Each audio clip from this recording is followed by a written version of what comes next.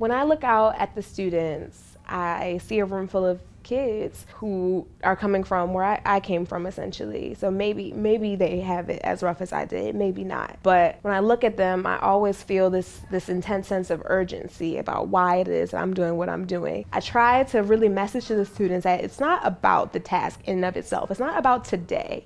It's not about, us as 12-year-olds. It's about what we want for the future.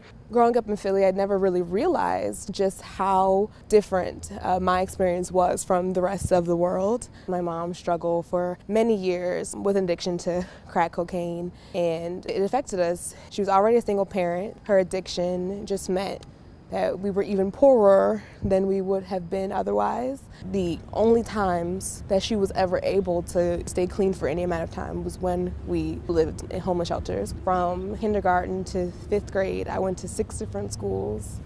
Well, I especially wanted to come back to Philadelphia because I wanted to serve the community that I came from. I think one of the things I came in with last year was a sort of naivete, thinking that, oh, well, I look like you, I'm from where you're coming from, so I should be able to automatically connect with you. And that wasn't the case. For the students who live in this community, every day they have to walk out and see littered filled streets, open air drug markets. Many of my students' parents deal with issues of abuse and addiction and things like that. For me, the biggest, most important thing is putting in that time. So whether that's talking to their parents or going to their basketball games or spending time with them at lunchtime, just to hear about what they want to do, what they care about, the things they laugh at, I think goes a long way. If it weren't for many of my teachers along the way, I don't know that I would be where I am today. While my mom loved me to death and gave me all the hugs and kisses in the world, when it came to a certain point, she just couldn't support me. Ms. Berkowitz, my kindergarten teacher, she really took time with me just to give me that extra encouragement.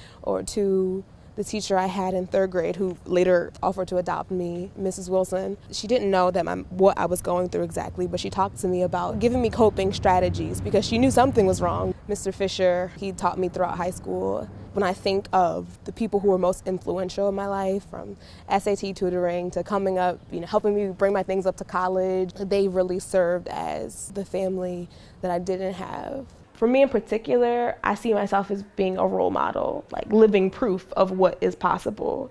So everything from the way I speak to the way I dress, the way I carry myself, I'm constantly trying to, show them that, here is another way. So yes, I am from North Philly. Yes, I do know what the Wu-Tang is and all of that, and we can joke, but at the same time, like where I've been and where I made it, and you can follow in this path as well.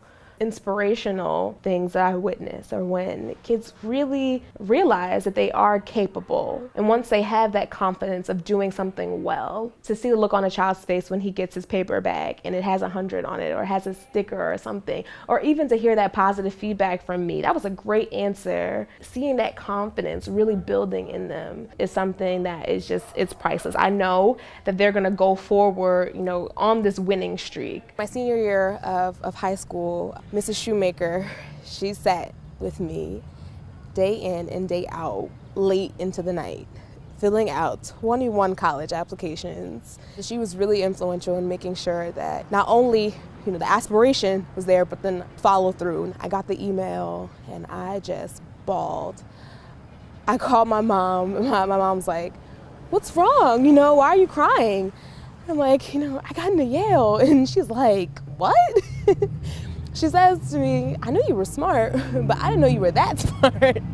I'm like, well, yeah, this is really happening. To know that I'm somebody's Mr. Fisher or I'm somebody's like that is crazy to me. I have I shrine over here.